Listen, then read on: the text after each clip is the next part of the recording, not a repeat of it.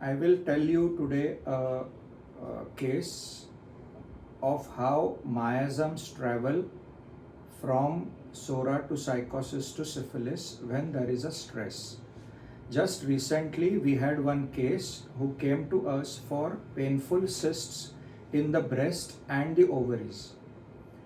Now, when we go into the history of the evolution of these painless cysts in the breast and the ovaries, we came to know that this patient, who around 4 to 5 months post her delivery, came to know that there is some major problem in the family. The grief or the shock of that incidence led to severe pain in the lower abdomen and the uterus, along with heavy bleeding.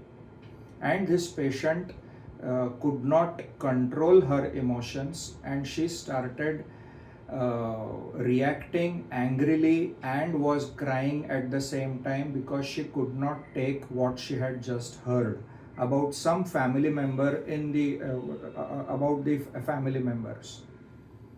Now, when she was doing this, her mother-in-law tried to console her and tell her that the child is small and you need to be stronger because you are lactating, you are feeding the child, and you need to be in control of your emotions, otherwise that will affect the baby.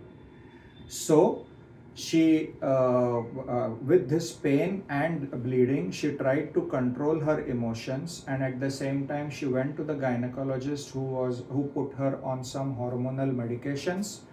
After the hormonal medications and also the consolation or the counseling done by the mother-in-law, she suppressed her emotions.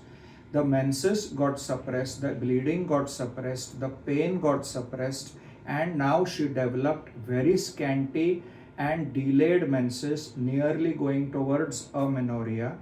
And now, after this is gone, now she develops painless cysts in the ovaries and the breast. If you see the evolution of SORA, psychosis and syphilis, then we will realize that the grief has led to the severe pain.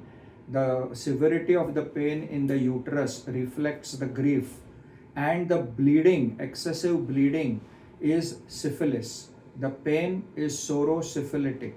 The bleeding is syphilitic. With suppression, mental as well as physical, she goes into scanty menses, which is psychosyphilitic. Going towards amenorrhea is syphilitic, the other aspect of syphilis, and she develops painless cysts in the breast and the ovary, which the patient is being pushed into psychosis. But if this continues to, this suppression continues, then for sure she will develop into CA breast or CA ovaries, that is psychosyphilis going into frank syphilis.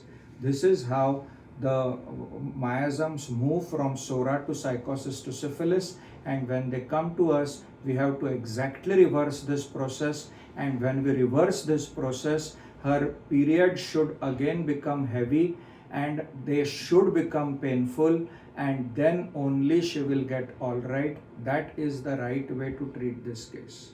Thank you.